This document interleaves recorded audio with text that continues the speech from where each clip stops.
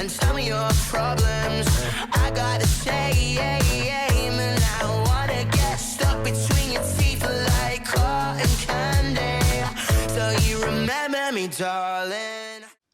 When you kind of go into the spotlight at such a young age, you never expect to become a polarizing figure. I remember, like, it was kind of not until I made this album did I realize how much maybe this journey's affected me. Like, things can be said under a post that you didn't even know you were insecure about until someone says them. It's like, oh my God, is that what people think about me? And I feel like this moment was a real point of self-reclamation about, like, who am I now? Hello, are you out there? Are you trying? Are you patient? Are you blind? Are you with me? Against me? Don't know me at all. Hello, hello, hello, hello, hello, hello, hello, hello. For a lot of people, Gen Z, if you want to use that phrase, you have become a bit of a spokesperson, if you like, a bit of a symbol. You know, you've always said you felt like a weirdo. Yeah. I know you're proud to represent or be a voice for people who find it hard to fit in. I am honestly, I am so proud of what we've created. Like, obviously, when you start something like this, you never expect for it to become as important as it has been. And I think the coolest thing is what I'm proud of is the aspect of community that this music has brought. And one of the places where you're creating that, bringing people together, is your own festival. Yes. I mean, you've even got your own festival now. Completely. Wild. Tell us about that. And also, I'm really interested in the fact your festival is a fraction of the cost to go to as a lot of the other big festivals. Yeah, I feel like music really became a thing of privilege, and that should never be a thing, in my opinion. Like, if you can't see artists and bands, that's how I learned things, that's how I made friends, that's how I formed an identity. And if young people can't go out, see things in the real world and go and make friends, or go and find people with ideals that are mutual to them, like, that's scary to me. The other thing that's different about it is it's so much cheaper than going to Glastonbury, going to Reading, going to the other big festivals. Why are you trying to do that, and why is it important to you? I feel like everyone, no matter their stature, deserves a place to go and a great thing to experience, and that's what we wanted to provide. We were literally like, keep the tickets low, keep the experience beautiful, allow people to come together, bring in bands of new generation, old generation. Do you think some of the festivals have got a bit kind of out of hand? 100%. Thousands of pounds for fancy yurts? Yeah, that's what I'm saying. I feel like it's just, even being an artist, I'm like, this is just dumb, just stupid. It does not represent real people. And I think, like, when we're playing a festival, like, and it's like, I cannot play a festival where it's like 800 quid a ticket. How can you stand on stage and that's okay? You know what I mean? Like, what? Like, it's just that's just not my style. And we wanted to come back and do 20 bands for 65 quid because that's the way it should be, I think. And will you stand by that, even if that means for you as an artist that you lose out on some? That's what I said. I think with it all, like, yeah, because I'll just make my own. That's my vibe. I'm literally just like, in this world, there is nothing you can't achieve if I believe you are doing it from a place of truth and for the right reason. Like, to be honest, I was tired of what the festival market was. I was tired that a lot of festival promoters didn't take me seriously. So I was like, start my own.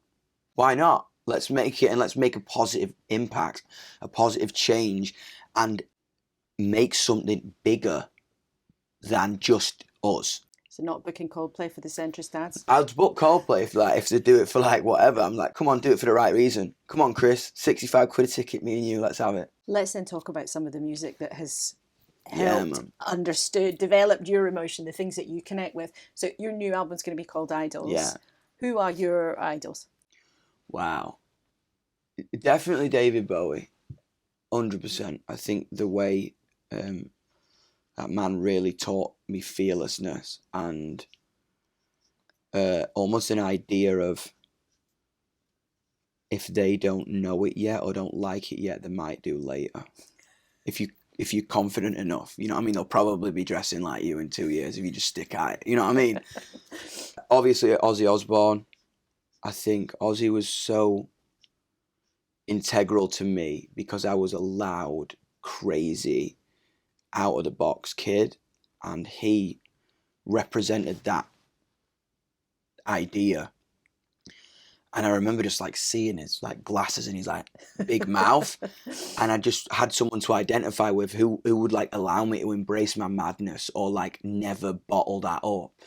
And I think seeing as that family have become like really close to me in the years, like Sharon has always given me advice on like the festival and kind of how like, again, like they'll get it later. Do not dilute your madness. Do not dilute your light. Let it just emit, and like people will love it, people will hate it, but they will get it eventually if you just keep being yourself. What about Mick Jagger? I mean, we know he's noticed you. At Jagger, 80, man. He's still going. I love him. Honestly, literally, like, I remember going to see them at Anfield Stadium, and he's like, I would like to meet you. That's crazy, man. I think, like, literally just the staple of rock and roll, and still doing it better than ever. And I was just like, that is the dream, isn't it? To be 75 or, like, nearly 80. I think he is 80 like, now. 80, like, playing to a, like, football stadium like he's 17. You know what I mean? And just like music goes through him in a way that taught me a lot as a front man. I remember people like, oh, you want to go see the Rolling Stones? Aren't they a bit old? I was like, one, shut up, I'm going to go see the Rolling Stones. But he came on stage, first 3 songs, he was like, I was like, oh, fair, all right. It was a bit like tame. By song 5, 6, 7, he's ramping me up. By song 12, I'm like, whoa. By the end, he's got me. And he knew exactly what he was doing. He was like getting me up like the gears, man. He got me knickers off by song 10. And I was like, I'm into it, man. You know what I'm saying? Learned a lot by that. It was killer. So what's the hardest moment been? I mean, with huge success and huge fame comes massive pressure. Hate is such a strange thing to deal with. It's never forget, someone came to me in a pub in East London and just was like, your music is terrible and I don't believe you and I hate it. And I think you can try and be like when you're put in a situation like that, you're like a wounded animal.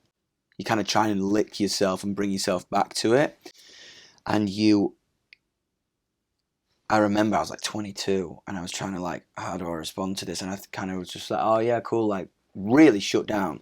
And I think about that like probably once a week. But in this new position that I'm in is like you realize when someone throws something at you like that, when someone hates you or throws a dagger like that, the only thing is in your control is if you allow them or you choose to give them the power of a reaction or of allowing you to feel that. To me, like what I've learned now is whatever that person's going through, that's not in my control. The only thing that's in my control is I allow that to affect me. You're such a great communicator and you're obviously so interested in the world. Yeah.